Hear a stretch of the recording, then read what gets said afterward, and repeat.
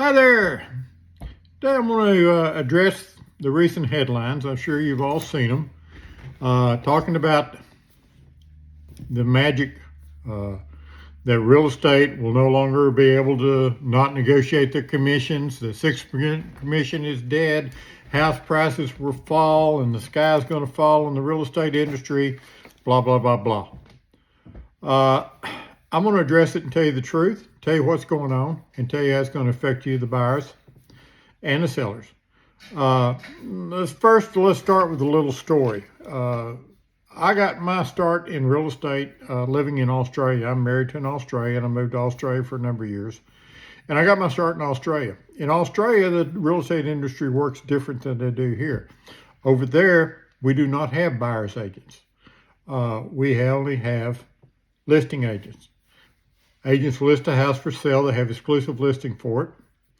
And buyers, if they want to find a house, they go on a portal site like realestate.com.au, which is like a Zillow, redfinhomes.com type thing, etc. The seller pays for advertising on those sites, and people go on those sites, they see the house, they say they want to look at it, they call the listing agent. The listing agent arranges for them to see the house. They go see the house. They want to make an offer on it. They tell the listing agent what kind of offer they want to make. The listing agent verbally agrees to it. Then he'll fill out a boilerplate contract, give the contract to the buyer. The buyer will then go hire a lawyer who will look over the contract and look for gotchas and things like that. The thing about it is that you have to realize that a listing agent's job and his fiduciary responsibility is to the seller. It is not to the buyer.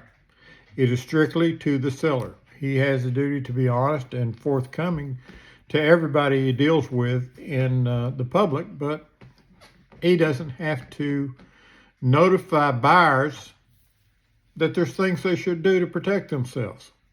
All he has to do is say, you want to make an offer of this much? And he can't suggest prices or anything like that. All he can say is, this is what we're asking, this is what we expect. Here in the United States, it was a lot like that up until 1990s, early 90s, late 89, or late 80s, early 90s.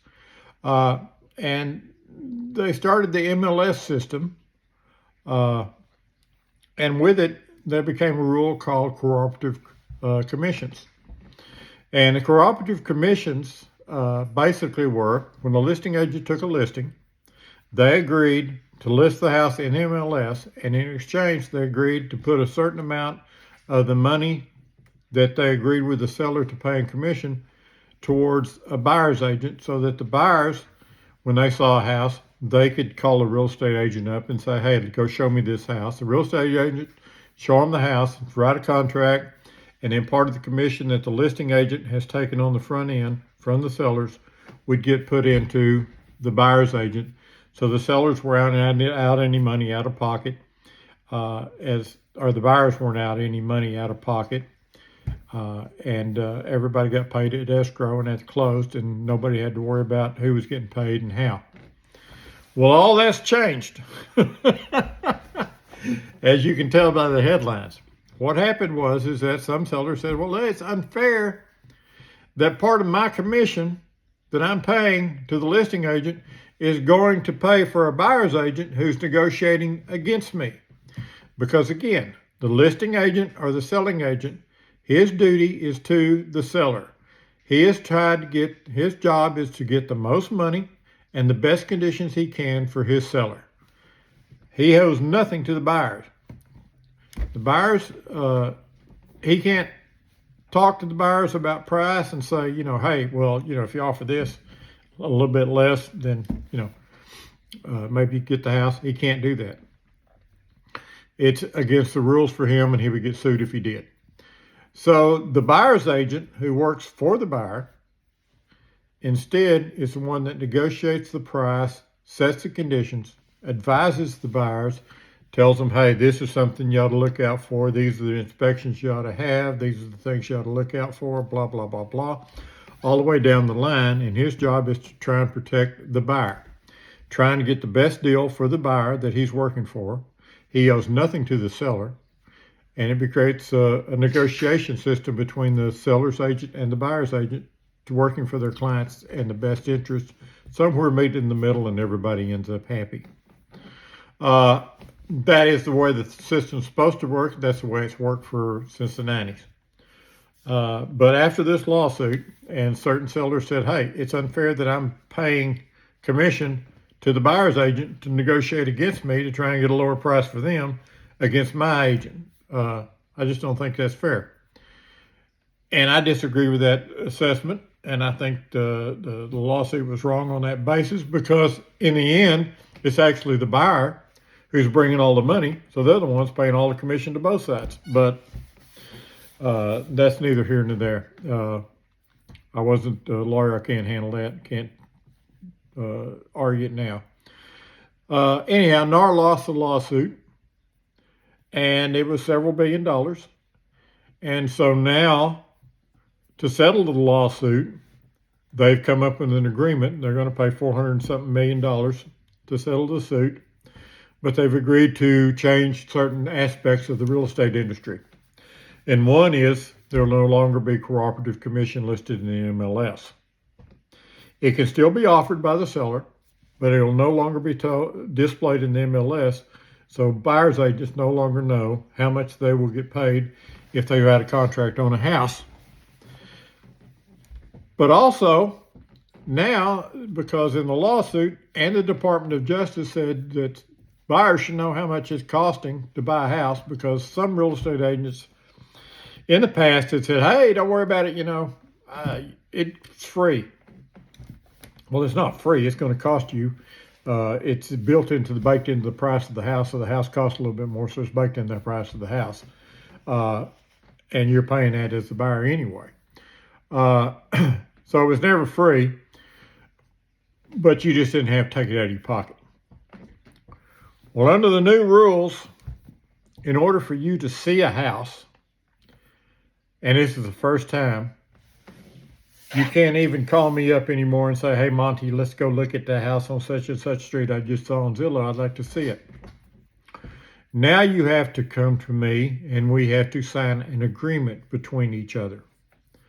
And this agreement is called a buyer's broker's agreement. And basically what it says is that I will show you this house. This is how much money I will get paid if you decide to buy this house. It will be a fixed amount, or it can be a percentage of 2%, 2.5%, whatever. And let me address real quick the 6%. 6% was a standard years ago, and hardly anybody's getting 6% anymore. I've never seen 6%. Never got paid a full 3% on a sale yet. But usually it's 2 to 2.5%. I've gotten less and I've gotten more, but I've never gotten the full 3%. Just hadn't happened, not in years. So the whole 6% is just blah. It's just bluff headlines. Anyhow, what happens is that for us to see a house, for me to even show you a house, for any realtor or real estate agent, and this takes effect starting July of this year, if this agreement is signed into law by the judge, which I think it will be, that before you can even ask to see a house, you have to sign an agreement. And on that agreement, you have to agree that if you put a contract on that house, that you have to pay a certain percentage to your real estate agent, or a certain fee to your real estate agent to represent you as the buyer's agent. Now, 90% of the time, this is not going to affect anything, because what's going to happen is sellers are still going to offer a concession. The listing agent is still going to take a listing at 5%, 4.5%, whatever. And then the listing agent will offer part of their listing agreement commission to the buyer's agent, but they can't publicize it. So what happens is we have to write a contract for that house.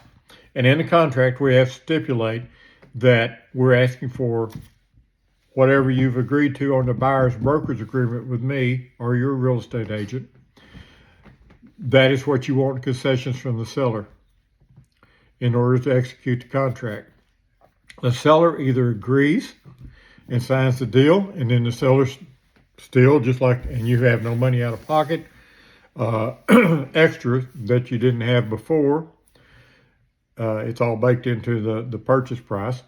Or, again, they can say no, and then you have the choice to either go through with the contract and buy the house. But if you do, then you have to pay your real estate agent out of your pocket up front or at close of the deal. And it can't be financed. So it'd be have to have your savings or whatever.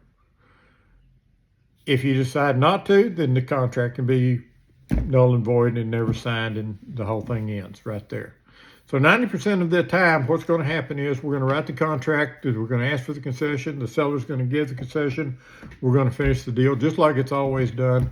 It's just that we don't know what it's going to be up front, and you have to sign that brokered agreement up front agreeing to pay that amount. Now, the only get you about this is that we cannot change the amount. This is part of the rule that we have to go by. So if we agree to 2.5%, which is what most of us are going to ask for, some of us are going to ask for 3%, but most of us are going to ask for 2.5%. That 2.5% is what's going to be baked into the deal. And if we ask for that 2.5% concession back from the seller to pay me, then if they come back and say, no, I'm only going to give 1.5%, then there's the other 1% that you're going to have to come up out of your pocket. And I can't change that 2.5% and say, oh, well, now I'll just take 1.5%, because it's written into the contract and under the NAR rules, we can't change it. We can't write an open-end contract that say we'll take whatever the seller is offering as a concession either. It has to be written in stone to start out with. At the same time, if the seller comes back and says, sure, I'll give you 3.5%. I still only get paid 2.5%. It's written into the contract. I can't change it. So that other 1%, you can ask for it as a concession on closing costs, things like that, as an addition if you wanted to, or even say, nah, forget it. You don't have to pay that. Maybe you'll sell me the house if we're in a multiple bidding situation type of thing. But yeah, that's the biggie in this whole thing is that we cannot even show you a house, not one house, take you and open the door for you and show you the house without that agreement being in place. So this all starts in July. A lot of us are starting to do the buyer brokers agreements now to go ahead and get it in place, and everybody knows what's happening. That buyer broker agreement can be for one house showing. It can be for multiple house showings. We can list them. We have to list the number of houses and where the houses are and all that good stuff. So if you want to see 5 houses and you give me the addresses and we go list the 5 houses on that contract, after we see those 5 houses and the contract's dead, if you don't put a contract in on any of those houses. If you buy them, of course, that contract lives on forever. But it can also be for a certain period of time. We can make it for a month. We can make it for a week. We can make it for a day. The good thing about it is the contract's cancelable at any time by either one of us with written notice. So if we go see 5 or 6 houses, if we make it for a month and we go see 5 or 6 houses and you decide you don't want to buy a house, at that point, you can say, let's cancel this contract. Let's forget it. I'm not going to buy a house right now. And we can both walk away. That's fine. But anyhow, if you decide to buy a house and it's one of the houses I've shown you along the way, that contract is still void, still workable, and you still owe me a commission for that house, even if you use another real estate agent. It also means you can't switch real estate agents willy-nilly. You can't say, oh, well, you show me 10 houses, but I'm only going to let this guy write the deal on that house. That can't happen anymore. Now it is, you have the house, contract with the house, and I've shown you the house, that's my deal until the end. Let's see, what else do you need to know? If you're a first-time home buyer, if you're a low-income home buyer, trying to get down payment assistance and stuff like this, if you're a VA buyer, this thing's going to affect you the worst because you're the ones that have to sign a contract to agree to pay these commissions, and you don't have the cash in the bank. You can't sign that contract. I'm personally not going to sue anybody over it, but there will be agents that if you sign a contract that says, hey, you owe me 2.5%, and you're a first-time home buyer and you're trying to buy this house, or you're trying to buy a house, I'm not going to hold you to a contract if you can't come up with the money to pay me that extra amount of money, but some will. So if the seller says, I'll give you 1.5%, you owe another 1% to me because the contract said we had 2.5% agreement, some people are going to sue you for it. I don't see a percentage in that, especially if you're a first-time home buyer. If you're a multimillionaire, I might sue you.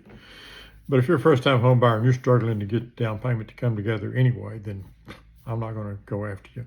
If you're a VA buyer, you're limited by the concessions that you can ask for from the seller by law. So you can only ask for a certain percentage. And some of those concessions are already baked into your VA loan that the seller has to pay already.